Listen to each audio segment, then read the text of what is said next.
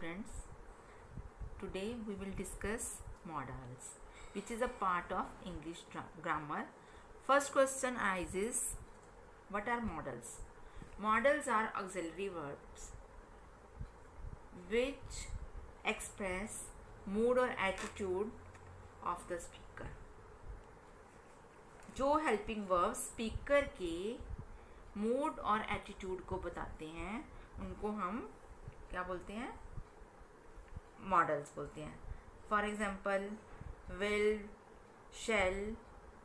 Will का past हो जाएगा वुड, शेल का should, can, could, may, might, ought to, must, use to, need, dare. तो ये हो गए हमारे मॉडल्स. तो हम देखेंगे कि हमारे मॉडल्स यूज़ कहाँ के होते हैं. सबसे पहले हम देखेंगे विल और शेल कहाँ पे यूज़ होते हैं इन असर्टिव सेंटेंसेस. सबसे पहले हम असर्टिव सेंटेंसेस करेंगे. इसमें हम देखेंगे कहाँ कहाँ यूज़ होता है. फर्स्ट क्या है? When future is intended. तो शेल किसके साथ यूज़ होता है? फर्स्ट पर्सन के साथ. विल किसके साथ यूज़ होता है? सेकेंड और थर्ड पर्सन के साथ. जैसे I shall finish my work. He will finish his work quickly. Okay? और कहाँ पे यूज़ होता है? When some command, threat, promise, determination is given. उसमें क्या होता है? shall सेकेंड और थर्ड पर्सन के साथ यूज़ होता है और जो will है किसके साथ यूज़ होता है? फर्स्ट पर्सन के साथ. फॉर एग्जाम्पल I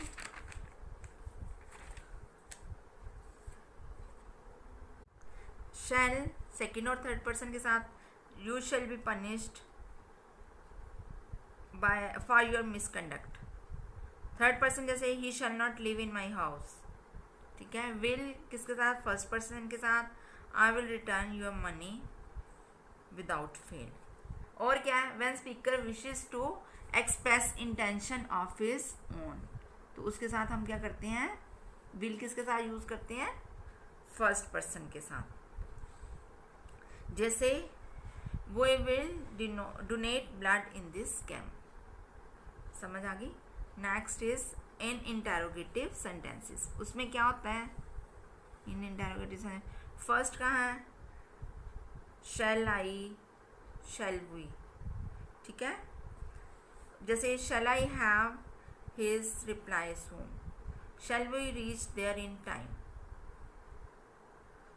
और कहाँ पे होता है?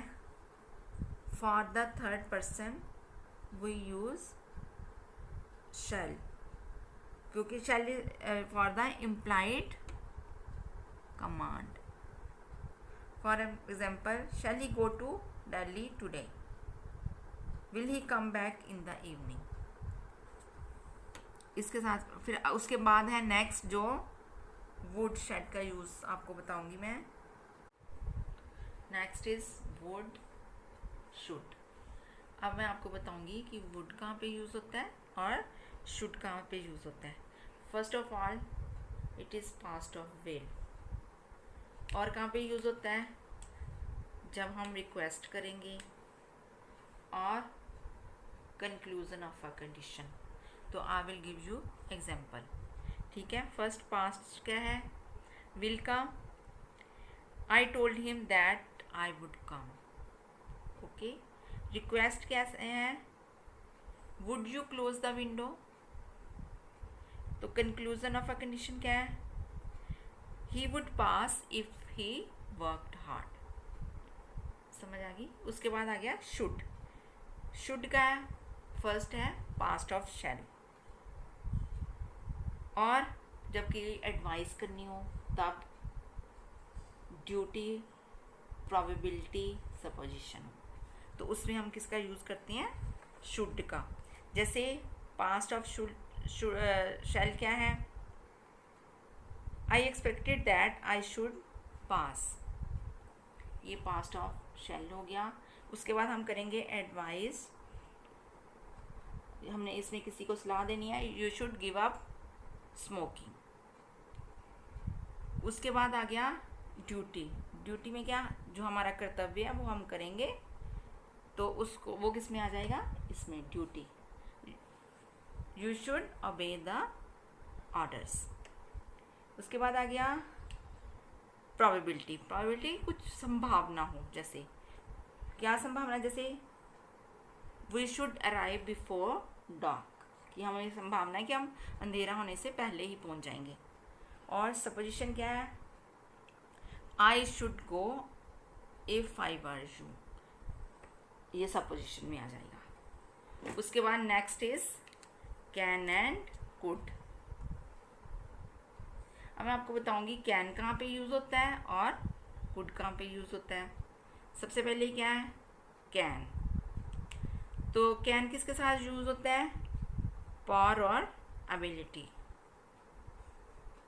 सेकंड नंबर पे परमिशन, थर्ड नंबर पे पॉसिबिलिटी और प्रोबेबिलिटी, और लास्ट क्या है, present continuous tense.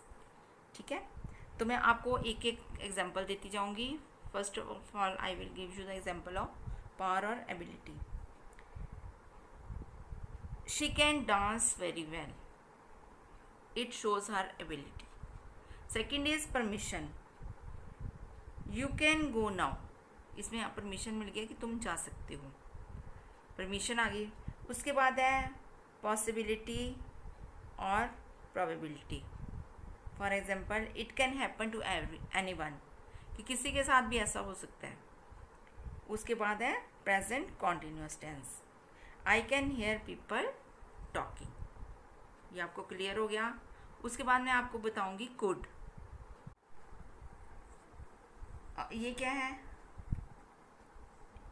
Permission, conclusion of a condition, request, possibility और प्रोबेबिलिटी। समझ आ गई। जैसे एक तो पास्ट भी है उसका, कैन का, कुड पास्ट भी है, तो मैं आपको परमिशन कैसे करेंगे, could I use your phone, ये हो गया परमिशन में। उसके बाद है conclusion of a condition, I could lift this box if I could, if I tried, कि मैं इस बॉक्स को उठा सकता हूँ अगर मैं कोशिश करूँ तो, ये आ गया कंक्लूजन ऑफ अ कंडीशन। उसके बाद रिक्वेस्ट आ जाएगी, could you tell me the time, क्या आप मुझे समय बता सकते हो। उसके बाद आ गया पॉसिबिलिटी और प्रोबेबिलिटी, इसमें क्या होगा, he could be anywhere now, इसमें क्या आ गया, पॉसिबिलिटी और प्रोबेबिलिटी आ गई। उसके बाद हम करेंगे नेक्स्ट इज मे और माइट। ठीक है, तो मे किसके साथ यूज होता है, परमिशन, सेकंड नंबर पे पॉसिबिलिटी, थर्ड नंबर पे विश, और फोर्थ नंबर पे पर्पस। तो मैं आपको 1 बाय 1 एग्जाम्पल बताऊंगी इसका, ध्यान से सुनना। परमिशन क्या है, मे आई कम इन सर। पॉसिबिलिटी क्या है, हिज प्लान में सक्सीड, ये पॉसिबिलिटी होगी। विश क्या है, may you live long. Purpose क्या है, we eat that we may live, कि हम खाते हैं ताकि हम जिंदा रह सकते हैं, ये पर्पस हो गया। उसके बाद आ गया माइट, एक तो ये past of May, second number पे पॉसिबिलिटी और प्रोबेबिलिटी, थर्ड नंबर पे परमिशन। तो मैं इसका आपको एग्जांपल बताऊंगी। जैसे पास्ट क्या है, he said that I might go. Possibility और प्रोबेबिलिटी में क्या आएगा, he might pass this year, की पॉसिबिलिटी है कि वो इस साल पास हो जाएगा। और परमिशन क्या है, you might do me a favour, कि तुम मेरे साथ दो। ठीक है, तो ये जो है मॉडल्स आप जो अपने इंग्लिश लैंग्वेज में यूज़ करते हैं, तो तो नेक्स्ट हम इसकी एक्सरसाइज करेंगे आपको समझाने के लिए। जैसे we dash obey our elders, इसमें हम क्या लिखेंगे, we should obey our elders. ठीक है। उसके बाद सेकंड है are you sure you dash come to class tomorrow, इसमें क्या आएगा, will. Third is walk fast lest you should fall down, ये भी कंडीशन बता रहा है इसमें। ठीक है ना। तो इसमें क्या है, फिर dash God bless you, may God. उसके बाद है शी, इसमें भगवान के आगे वो प्रार्थना कर रहा है, she dash dance very well, she can. तो बेटे ये आपका हो गया एक लेक्चर। तो लेक्चर 2 में जो मॉडल्स बाकी के रहते हैं वो हम अगली वीडियो में डिस्कस करेंगे। तब तक ओके, थैंक यू।